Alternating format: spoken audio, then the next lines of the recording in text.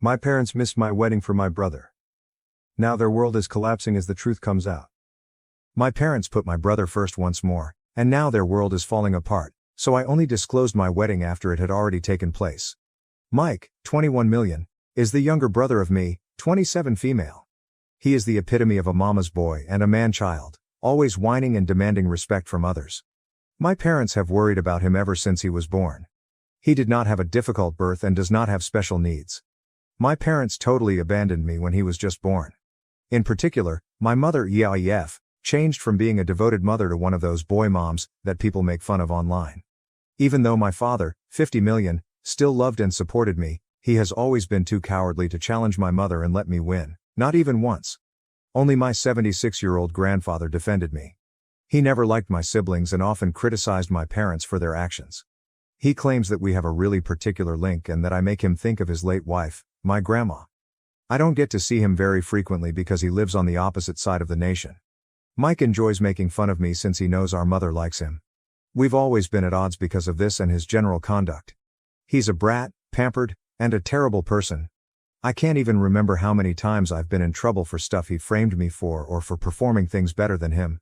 He received a scholarship to a prestigious out-of-state institution because football is his only talent. My parents said my college fund had been spent to pay for bills following a fire, so they didn't spend a single penny on my schooling. I found out years later that Mike had really received money to purchase a house and a car. Lucas and I met at my public university. There, he was the first person with whom I really clicked. I met new friends, of course, and they are now my closest pals. I was able to leave my parents' place because of them and Lucas, who had been my best friend for years before we started dating. Lucas and I are now both highly respected in our professions and make excellent money. The principal problem: a year ago, Lucas asked me to marry him. We didn't make a big deal out of it or broadcast it on social media since we're pretty private. My folks simply said, "That's nice," when I informed them, and I'm beginning to believe they didn't even hear me. With our closest friends and family, we chose a modest yet elegant ceremony and reception. Lucas persuaded me to extend an invitation to my brother and parents, but they never did. Every time I went to visit, my mother would interrupt me and begin discussing my brother's achievements and exploits, without indicating that it was a wedding. I'd had enough at one point. I cut her off and explained that I had an event scheduled for a certain day that couldn't be changed. She informed me that they were unable to go since they had to be there for my brother's final game of the season. Naturally, I was not surprised by this obvious preference. For identical reasons, they had missed my high school and university graduations as well as my ballet recitals. I chose to be petty at that moment. I didn't press my parents to attend the event after telling them it was okay for them to do so. I purposely omitted the fact that this event was actually my wedding. Advanced flash. I got married a couple of weeks ago. It was ideal. We had a great time with my family, Lucas's family, and our friends present. Everything went perfectly, and my grandpa was overjoyed to give me away. When several of my relatives questioned me about why my parents weren't present, I answered honestly that they couldn't since they had to go to my brother's game. Nothing out of the ordinary happened, though I did get a few glares for it, and my grandfather was noticeably upset for a bit. Lucas and I left for our honeymoon after the celebration, and we didn't use our phones at all. But upon our return, we encountered a storm, both real and imagined. My phone was flooded with alerts when I turned it back on. The majority came from my brother and mother. Because one of my paternal aunts had shared wedding pictures on Facebook with a barely veiled jab at my parents, particularly my mother, for missing the wedding, Mike called me a variety of derogatory things. My parents received criticism from the public for their treatment of me when the post went viral in their neighborhood. As it happens, my grandfather came to visit my parents in person to deliver a harsh lecture, humiliating my father, his son, to the point of tears. This appeared to be the tipping moment for my father. He eventually rebelled against my mom, threatening to file for divorce unless she made amends, because he was so upset about missing his only daughter's wedding and getting his father's displeasure. My mom has been bombarding my phone with messages, and it looks like this is the reason. The letters began as threats and insults but soon evolved into pleading for forgiveness and throwing sympathy parties.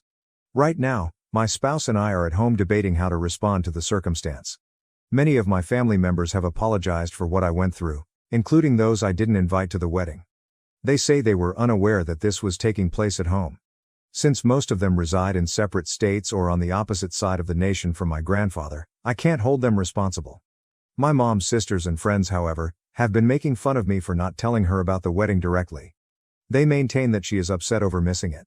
I'm not positive, but I believe she's just trying to save face. My parents' most recent communications appear to be quite sad and regretful that they were unable to attend my wedding. My family is now split into 3 groups: the majority, who support me, my maternal aunts, who shame me for allegedly offending my mother, and my maternal grandparents, who demand that I pardon my mother because she has made an effort to make amends. My closest pals are telling me not to pay attention to them. Edit, answering frequently asked questions. Did I tell my parents I was getting married? Indeed, I did. All of my guests received conventional paper invitations, and I was informed that they had all arrived. Mike, my parents, some distant relatives, and some Lucas family members didn't reply. I sent follow-up mails to verify that I was there. Those who did not respond informed me that they were unable to attend. I texted my brother and mom to ask, but they ignored me. I didn't bother pressing further because I was aware of their past and had everything planned. Why didn't I reschedule the wedding? I was dismissed each time I pushed on emphasizing my celebrations to get an answer because I had already been informed that there was my brother's game. It seemed that some things were just more essential than me, therefore I was frequently told it wasn't important and to quit being pissy and bothersome. It wasn't worth the effort, so I think it's fair that I quit pressing at this point. To see if my parents would even be interested, I refrained from informing them outright that I was getting married. Naturally, they didn't. I talked candidly about my wedding with my aunts and uncles in spite of this. Several times when I spoke with my aunt about venues or clothing stores, my mother was in the room. She was talking to people or on the phone at different moments. She was never attentive. She would smile, say, "That's great, dear," and then move on whenever I brought it up during reunions. Dad and Mike were silent on the radio. I had previously experienced harassment whenever I attempted to go no contact, NC. They never went to my high school, bachelor's, or master's graduations because of things involving my brother, and I was humiliated for having the audacity to abandon my family. This was passed down from my maternal aunts and grandparents in addition to my parents and brother. Lucas was the pivotal moment. Shortly after my previous attempt at going NC, we began dating, and with his encouragement, I now feel more secure in my position. I wasn't as confident in myself before then. I attempted to inform my paternal family about my parents' treatment when I was 14 years old. My parents pretended to be apologetic while my aunts, uncles, and grandfather chastised them. After we arrived home, I was subjected to lifelong gaslighting and beatings for lying. I continued to communicate with my paternal side but, out of fear, kept the abuse a secret. My grandpa was the only one who knew, but he was constantly warned that if he attempted to step in, he would lose my favor. My parents don't know my new address, and I reside an hour away from their little town. This is deliberate. My mother supported my brother's attempt to break into my former apartment to steal money, saying, "Siblings share their goods." I've since relocated, and I'll make sure they never find out where I live. My college funds were not immediately spent by my parents. After lying about needing it for costs, they used it to purchase a house close to my brother's college when he started his freshman year and a car for his 16th birthday. Until it met their needs, they did not touch the fund. I want to start by saying thank you to everyone who read my story and wished my husband and I luck. I am so appreciative of your encouraging words, affection, and criticism. The response has exceeded my expectations by a wide margin. To people who think my tale isn't true, I'm glad your family life is better than mine, even if you consider my reality to be a fantasy. But I would really appreciate it if you would quit teasing me and DMing me to say that I'm fabricating a tale to get attention.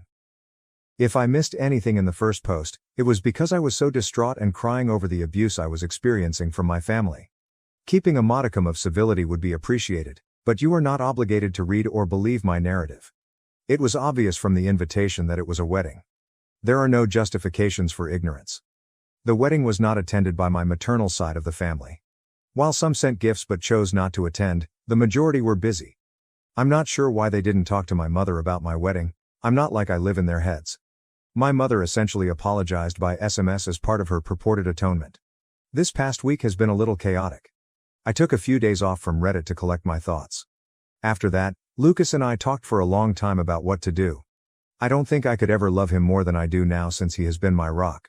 Although talking about my parents was never acceptable to me, Lucas gave me a harsh reality check that I really needed. We came to the conclusion that it wasn't healthy for me to stay in touch, stick around, and not go no contact, NC. I came to the realization that I never really went NC because deep down, I still needed their approval. I know it's pathetic, but it's like a drug. My parents can be warm, hilarious, loving, and caring when we're together, until they're not. You want their praise so badly that you ruin yourself because of the little affection they offer you, which makes you need more. However, that is sufficient. I made a self-promise that things would change. After giving it some thought, I made the decision to go and see with everyone who made a fuss out of this situation and to begin therapy, for good this time. I messaged my father after thinking about it for days, telling him that I would meet him, Mom, and Mike somewhere neutral if he wanted to chat. He agreed right away. We met at the park the following day. We were joined in repairing the damage by my father's siblings and sisters. It appeared as though my father had been crying for some time. My mother appeared the same, but it appeared to be more embarrassed and angry. My sibling appeared irritated. I explained to them how I had always been harmed by their acts and preference for my brother, and how their abusive behavior had led me to conclude that I did not want to speak to any of them ever again. My mother made several attempts to interrupt me during the meeting, but my aunt, who made the Facebook post, always stopped her. They had no genuine response when I questioned why they were treating me in this manner. My uncle chastised my dad for constantly sobbing and apologizing without providing an explanation. My mother finally acknowledged, "I just didn't like you." As though she were asking herself that question for the first time. Simple enough. My brother? He acknowledged that it was like a sport to him to get attention and make me miserable. I asked more questions. They said they never received my invitation when I questioned why they never replied. They denied ever seeing the texts when I presented them. As it happens, they were speaking the truth. My folks weren't home when they received the wedding invitation. When my brother saw the invitation, he tore it up and threw it away when he was there for the weekend. My parents erased my texts after I sent them. He said it was simple because he had archived my chat so they wouldn't receive any notices. I was upset. I had to stop Lucas from striking Mike in the face when I asked him why he would do such a thing. He shrugged and said, it wasn't as important as the stuff we had planned. Oddly enough, my folks were furious and started berating Mike. In response, he threw a fit and started crying like a crocodile. To be honest, I was grimly satisfied as I saw it happen. My mother then made an attempt to brush things off, saying that everything had been worked out and that there was no need to fuss over a miscommunication. She went so far as to say that I should clear their identity. That irritated me. I cut her off and informed her that they were not at all forgiven. Their years of negligence were not undone by Mike's disdain for the invitation.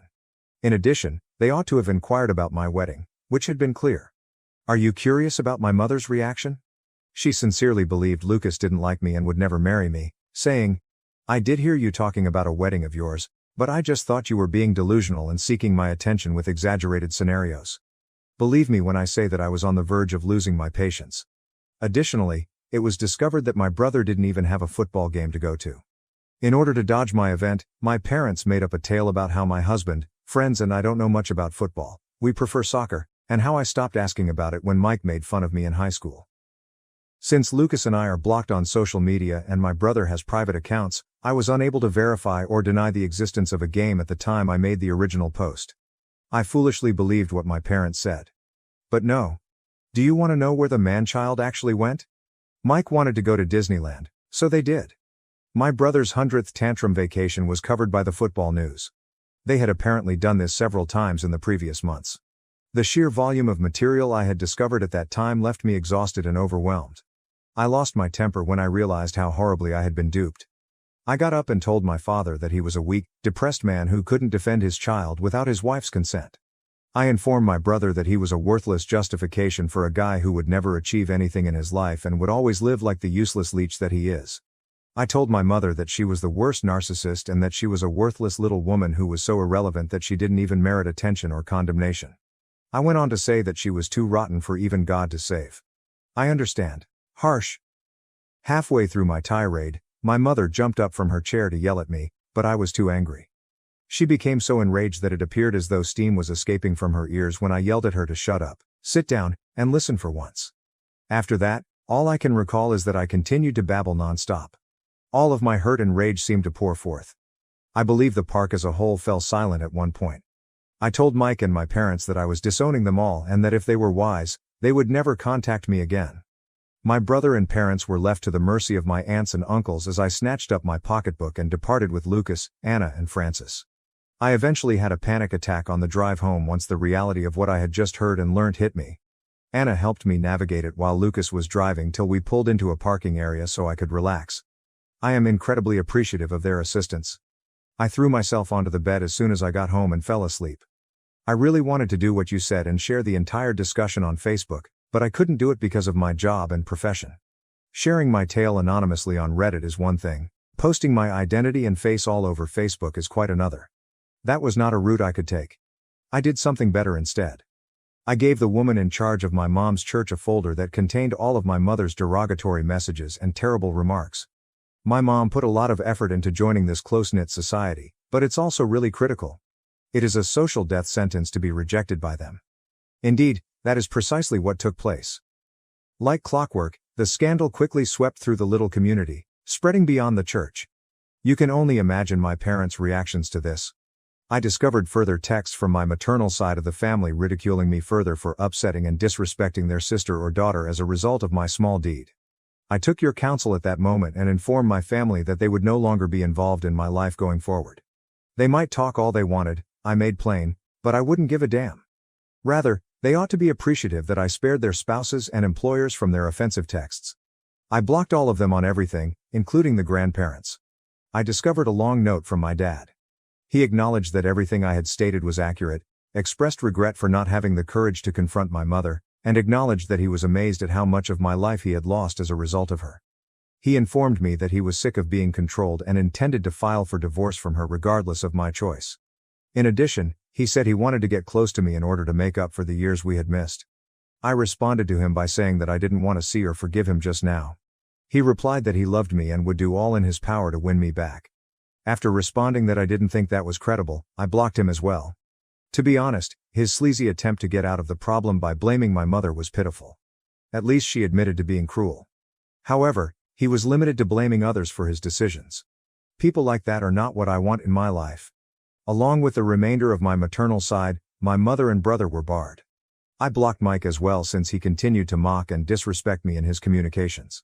My mother organized a self-pity party since she was rejected by her community and her marriage was failing. I said, "Good riddance." And then I blocked her as well. In order to help me, my grandfather chose to remain with us for a bit. He really is the greatest. Even though he won't acknowledge it, I can see that he is flattered by some of your remarks that he has read. A few days have gone by since, and nothing has happened. Lucas has been treating me like royalty, and I'm about to begin therapy. This is it, even though I know it's not the revenge-fueled, drama-filled update you were hoping for. If anything changes or develops, I'll keep you informed. I sincerely appreciate all of your love and support. Second story. The robot mop and the freeloading brother. Even though he never bought mop pads or utilized our robot mop, my freeloading brother stole it during one of his surreptitious trips. 7 years ago, my brother Chris, 27M, fictitious name, moved in with my boyfriend, 28M, and me, 26F. When he was sleeping in his car after being expelled from our childhood home due to drug addiction, we felt sorry for him. Chris and my boyfriend got along well at first. However, after a few years of cohabitation, Chris becomes withdrawn and aloof. I had to clean up after him while putting up with his pessimistic attitude after he quit completing chores. I informed Chris that he needed to locate another somewhere to live 6 months before the expiration of our contract. I believed we had decided to divide up the joint appliances and belongings when he finally moved out a few weeks before the lease expired. We didn't talk about our common robot mop, though. My grandmother offered it to the three of us when we were at her house years ago because she was no longer using it. Chris never helped maintain the little robot, even after we took it home. The mop was a simple gadget that you filled with cleaning solution and used with disposable mop pads. Chris, however, never switched it on or purchased new mop pads during the 4 years we owned it. My boyfriend or I were always in charge of it. We would all wake up to clean floors downstairs since I divided the cost of the mop pads and programmed the robot to run every night. Chris had been slowly transferring his belongings out for more than a month, so he hadn't returned his key. He would always arrive unexpectedly to collect boxes and personal items. At times, when we were out, we were unaware that he had been there. After giving it some thought and gathering many viewpoints, I sent Chris the following message. After giving it some thinking, I don't think the robot is yours. To help us get it home, I would love it if you could bring it to Thanksgiving. Over the years you've lived with us, we've been quite understanding, so stealing a shared appliance without asking is not only rude, but it also betrays a lack of regard for us. After years of utilizing and maintaining our robot without your assistance, we would like it returned because it belongs to us. Chris answered. Go ahead and bring that over when you get a moment. I've considered it too, and I also want Grandma's TV. Thank you, I answered. Additionally, the TV was given to us especially. Why you believe that to be yours as well is beyond me. Chris retorted. Apparently, I was handed everything. While I was in the kitchen, she asked if I wanted the robot, and I replied that I did. That was the course of events. The narrative is over. What you believe to be yours or not doesn't matter to me. It doesn't become yours just because I let you borrow something because I'm not using it. I retorted. We were all present when she made the proposition, as I recall. She insisted that it was a shared household item for all of us, even though I attempted to refuse because it was still functional. Before taking it while we were out, you ought to have spoken with us if you believed it to be yours. Chris answered. You don't recall correctly. I don't need to talk about my own belongings. In addition, my boyfriend was acting shadily by removing items from the tent while I was away in the hopes that I wouldn't notice. LOL. What's different about that? Since I've grown up and don't give a damn anymore, I didn't bring it up. I want to move on from this awful chapter of my life, and if you don't, I'll do the same to you. That's when I informed him. We believed our conversation with BF about dividing up things we had in common went well. You're acting immaturely, and I don't want someone in my life who can't have a basic discussion about things we have in common. Well, I suppose that's it. It appears that our little pal won't be returning. I provided an update a few days later. I wanted to express my gratitude to everyone who left a remark on my previous post. I read all of the comments and took into account all of the viewpoints. I felt empowered by your counsel to advocate for myself and demand the return of the robot. I mentioned my text exchange with Chris in my previous post's comments. In summary, I explained why the robot belonged to us and politely requested its return. Chris basically threatened to take me out of his life if I continued to bring it up since he couldn't see reason. My amazing boyfriend could no longer stand by and watch Chris treat us badly. For privacy considerations, I won't reveal the details of his private talk with Chris. But, following your advice, BF threatened to tell the family precise details if the robot wasn't returned by Thanksgiving. Chris had a week to decide as a result. I was getting ready to blow everyone away at family dinner after a calm week. On Wednesday night, however, I discovered a box on my front step as I walked outside to warm up my car. When I picked it up, I discovered it wasn't sealed, and I hadn't placed any orders. Our robot pal made it home. Guys! Chris must have determined that a mopping robot wasn't worth damaging his family's opinion of him. We want to maintain low or no contact moving ahead, and he will no longer be troubling us. Positively, BF and I have been checking on our pets with our new home monitoring cameras. It has made us very happy to watch our dogs and cats while we are alone at home. I'll leave a remark with a family photo of the robot and the pets. I appreciate your support, everyone.